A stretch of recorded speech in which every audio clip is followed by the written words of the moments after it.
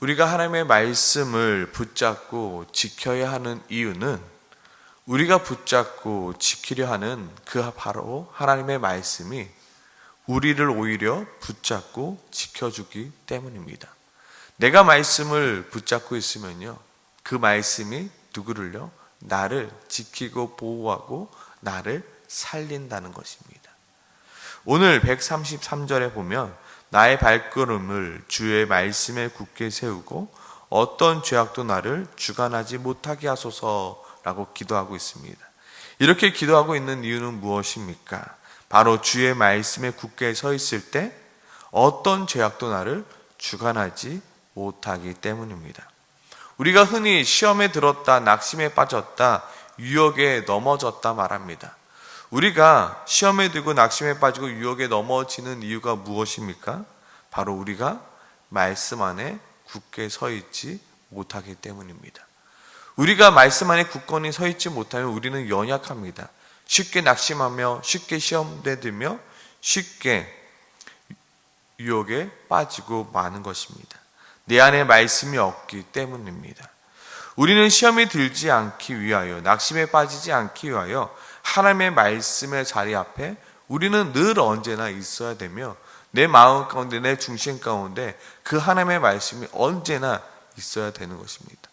내 마음 가운데 힘든 일이 있습니까? 그때마다 우리는 무엇을 생각해야 됩니까? 하나님의 말씀이 내 마음 가운데 떠올라야 되는 것입니다. 그래, 하나님이 이렇게 나에게 말씀하셨지. 하나님의 말씀에 이렇게 써있지.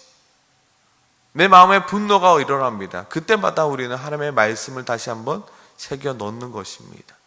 우리가 무엇으로 이기겠습니까? 악을 악으로 이기지 말고 악을 선으로 이겨라. 내 마음속에 있는 악, 죄악들 무엇으로 이기겠습니까? 바로 하나님의 말씀으로 이겨나가는 것입니다. 이것은 마치 자동차에 기름을 넣는 것과 같습니다. 저는 일주일에 한 번씩 주유를 합니다. 매번 기름이 바닥나지 않도록 주기적으로, 정기적으로 주유를 해줍니다. 자동차 계기판에도 주유하는 것을 잊지 말라고 주유판이 있고요. 또 기름이 바닥날 때마다 꼭 주유를 하라고 불까지 들어오게 됩니다. 그럼 주유를 하지 않으면 결국 자동차는 멈추게 되고 또 그렇게 멈춘 자동차는 엔진에 큰 무리가 되게 되죠. 그래서 정기적으로 주유를 해주는 것이 중요합니다. 마치 하나님의 말씀을 우리가 가까이 하는 것도 우리가 자동차에 주유를 하는 것과 마찬가지입니다. 우리는 매번 정기적으로 하나님의 말씀을 계속적으로 지속적으로 넣어줘야 되는 것입니다. 내가 한 번 읽었다, 한 번 왕창 읽었다, 물론 그것도 좋습니다. 그러나 내가 매일마다 정기적으로 계속해서 내 마음속에 그 하나님의 말씀이 새겨질 수 있도록 계속해서 읽는 것입니다. 왜냐하면 우리는 어리석고 또 어리석기 때문입니다. 우리 마음 가운데 말씀이 있습니다. 그러나 세상에 막 돌아다니다 보면요, 마치 자동차에 기름이 떨어지는 것처럼 내 마음속에 하나님의 말씀이 자꾸만 잊혀져 갑니다. 세상 속에 막 이렇게 바쁘게 살아가다 보면 하나님의 말씀이 어느 순간 내 삶 속에서 사라지게 됩니다. 그럼 또 얼른 주유소에 가서 기름을 넣듯이 하나님의 말씀을 내 마음 가운데 계속해서 채워 넣는 것이 중요합니다. 하나님의 말씀이 없으면요, 차가 멈추듯 내 인생도 멈추고 마는 것입니다. 우리 마음 가운데, 우리의 삶 가운데 하나님의 말씀을 정기적으로 넣는 것이 매우 중요합니다. 우리는 과거의 말씀을 많이 읽었습니다. 물론 과거에 읽은 그 말씀이 지금 오늘을 살아가는 우리들에게도 힘이 될 수 있습니다. 하지만 중요한 것은 오늘 내가 읽는 말씀입니다. 오늘 내가 내 마음 가운데 새겨 넣는 말씀입니다. 우리는 끊임없이 말씀을 읽고 또 읽어야 됩니다. 내가 다 아는 말씀 같습니다. 그럼에도 불구하고 우리는 읽고 또 읽어야 됩니다. 그 이유는 무엇입니까? 그 말씀이 바로 나를 지키며 나를 살아가게 만들기 때문입니다. 우리는 어리석습니다. 우리는 매일같이 어리석습니다. 그러나 주의 말씀을 열면 빛이 비추어 무둔한 사람을 깨닫게 하여 우리로 하여금 바른 길로 가게 만든다 말씀하고 있습니다. 우리는 어리석음을 인정해야 됩니다. 우리는 이 세상에 지혜가 없음을 인정해야 됩니다. 그리고 우리는 말씀을 펴서 어떻게 살아가야 할지 말씀을 통해서 우리는 깨닫고 그 말씀대로 살아가려 노력해야 하는 것입니다. 그렇기 때문에 우리는 하나님의 말씀을 매일같이 묵상해야 됩니다. 어느 정도까지요? 오늘 131절에 보면 이렇게 말하죠. 내가 주의 계명들을 사모함으로 내가 입을 열고 헐떡였나이다. 마치 목마른 사슴이 시냇물을 찾아 헤매다가 그 시냇물을 찾았습니다. 그럼 어떡합니까? 코를 박고 물을 마시듯 우리는 하나님의 말씀에 항상 목말라 있어야 됩니다. 하나님 어떻게 해야 되나요? 말씀을 찾아보는 거죠. 하나님 내가 지금 힘든데 어떡하나요? 이 상황이 힘든데 어떡하나요? 이 상황 속에서 내가 어떻게 해야 되나요? 막 말씀을 찾아보는 겁니다. 그 말씀을 계속 읽어 나가는 것입니다. 그 말씀을 계속해서 내가 갈망해야 되는 것입니다. 마치 목마른 사슴이 시냇물을 찾아 헤매듯 어디 있나요 하나님? 내가 어떻게 하면 되나요? 계속해서 찾는 것입니다. 왜냐하면 그 말씀이 나를 지키기 때문에 낙심에 빠질 것 같은 나를 지키고 시험에 빠질 것 같은 나를 지키기 때문에 그리고 그 말씀이 나를 살리기 때문에요. 내가 절망 가운데 주저앉고 있는 나를 살리며 어려움 가운데 어떻게 해야 될지 몰라 허우적거리는 나를 살리기 때문에 그 말씀이 오늘 나를 살리기 때문입니다. 오늘 나를 인도하기 때문입니다. 주의 말씀은 내 발의 등이라 말하죠. 캄캄한 어두움 가운데 내가 어디로 갈지 몰라 헤매고 있을 때 우리가 말씀을 펴서 읽을 때 비로소 우리는 어떻게 이 세상을 살아가야 될지 너무나도 막막하기만 한 이 세상을 어떻게 살아가야 할지 그 말씀으로 우리를 비춰 주신다 말씀하십니다. 오늘 새벽에 우리가 기도해야 될 것은 무엇입니까? 나의 발걸음이 세상에 향하지 않고 주의 말씀에 굳게 서게 하소서. 나의 발걸음이 나의 나태함에 멈춰서는 것이 아니라 주의 말씀에 굳게 서게 하소서. 나의 발걸음이 나의 욕심과 나의 이익에 향하지 아니하고 주의 말씀에 굳게 서게 하소서. 주님, 내가 주의 말씀에 굳게 서 있겠습니다. 그리하여 어떤 죄악도 나를 주관하지 못하게 하소서라고 우리는 기도해야 합니다. 세상은 지금도 우리를 헛되고 헛된 것들로 미혹하고 있습니다. 그럴싸한 것들로 우리를 미혹하고 있습니다. 호주에 와서 가장 놀랐던 것은 거리마다 게임장, 즉 도박장이 너무나도 많다는 것입니다. 한번 궁금해서 한번 들어가 봤습니다. 그러니까 많은 사람들이 대낮에서 있더라고요. 아무런 희망도 없어 보이는 초점 없는 눈빛으로 아무런 삶의 의욕도 없이 그저 버튼을 누르고 있는 사람들을 보게 됩니다. 과연 그 사람들은 무엇 때문에 저렇게 살아가고 있는가? 정말로 그 사람들이 잭팟이 터져서 정말 자신의 인생이 바뀔 거라고 생각하고 정말로 그 자리에 있는가? 결과는 뻔하지 않습니까? 모든 것을 탕진할 결과는 뻔한데 어리석게도 그렇게 살아가고 있다는 것입니다. 어쩌면 우리도 그러한 모습으로 이 세상을 살아가고 있진 않습니까? 우리는 이 땅에서 영원히 살 수 없습니다. 결과는 이미 정해져 있죠. 그러나 우리는 이 땅에 영원히 살아갈 것처럼 살아갑니다. 세상은 계속해서 우리를 미혹하죠. 영원히 살아갈 것처럼요. 우리는 이 땅에 소유한 그 어떤 것도 천국에 가지고 갈 수 없죠. 그런데 사탄 마귀는 우리를 계속해서 미혹합니다. 이 모든 것이 영원할 것처럼 말입니다. 우리는 이 세상을 바르게 바라보며 바르게 살아가기 위해서 우리에게 필요한 건 하나님의 말씀입니다. 세상은 계속해서 우리를 속이고 또 속입니다. 그걸 가지면 내가 행복할 것 같습니다. 그걸 가지면 내가 좀 살 것 같습니다. 그런데 결국은 뭡니까? 나를 멸망으로 인도하는 길임을 성경은 계속해서 우리에게 말해주고 있습니다. 그 길은 아니야, 그 길은 아니야. 그건 잘못된 길이야.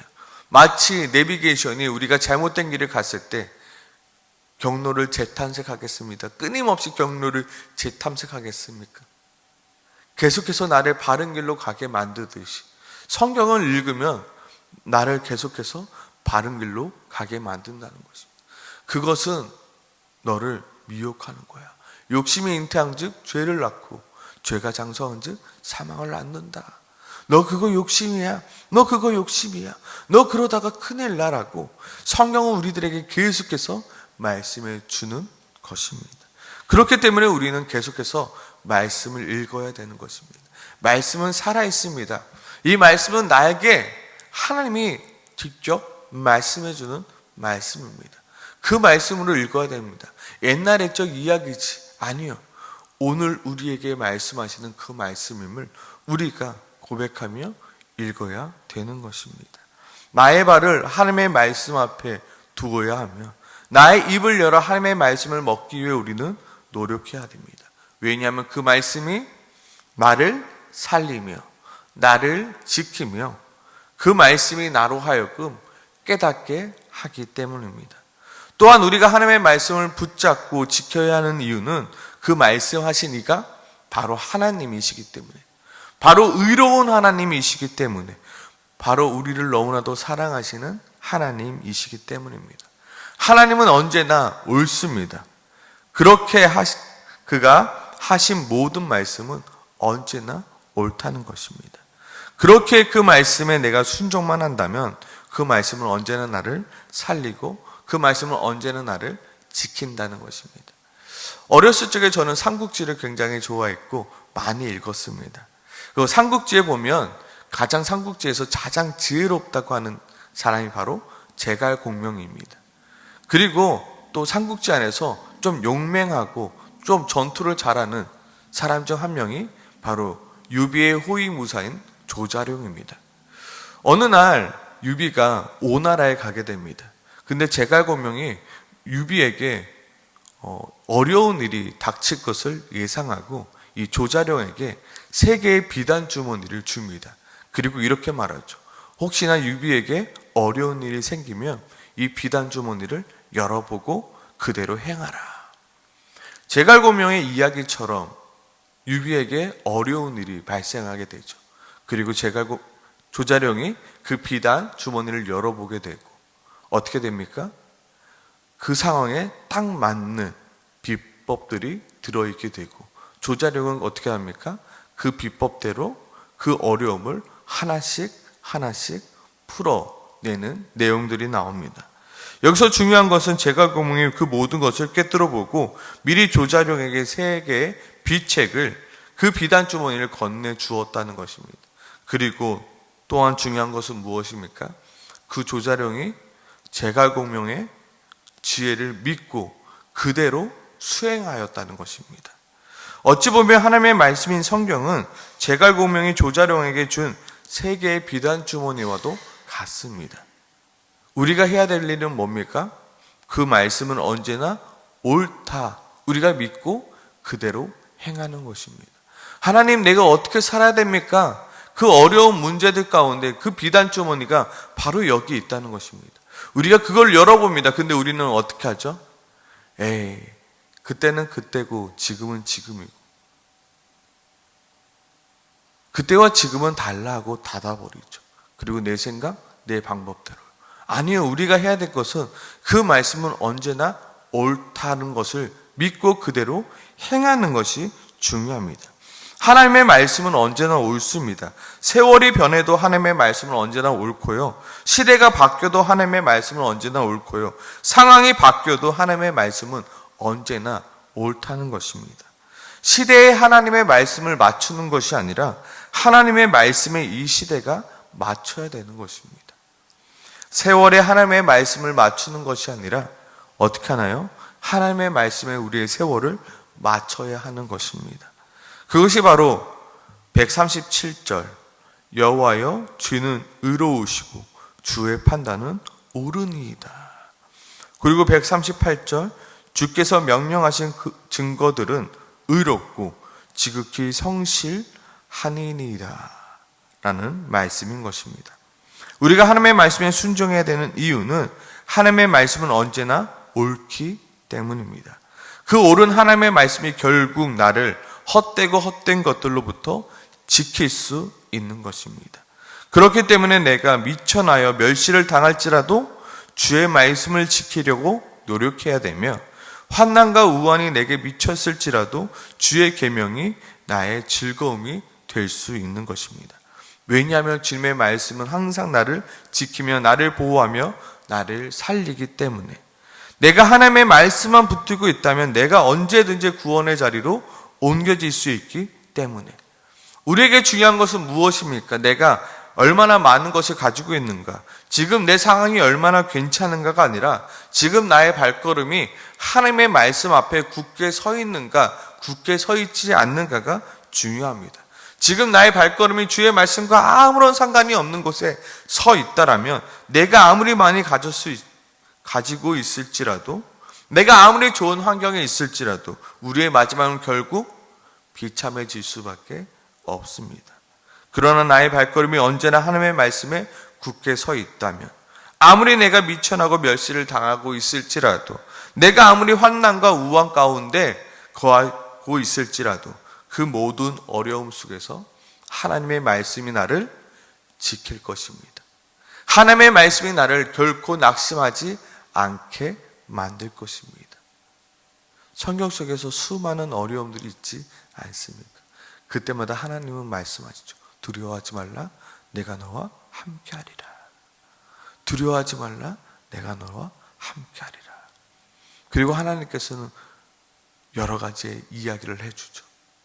여리고성 앞에서, 요단강 앞에서, 홍해 앞에서 하나님은 말씀하시죠.